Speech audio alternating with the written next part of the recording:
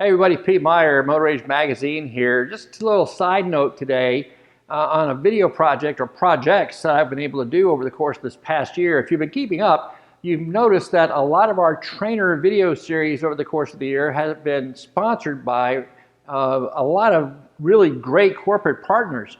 And right at the very forefront there is MAH-LEE. MAH-LEE makes all kinds of stuff. They make OEM level quality form, fit, function gaskets. We've done stuff with them on thermostats, filtration, and we've got one coming up on turbos really soon.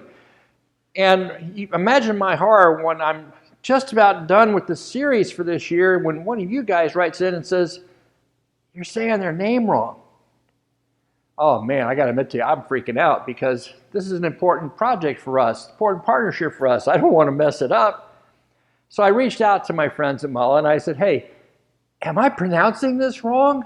If I am, hey, my bad. I got to say I'm sorry. I got to apologize."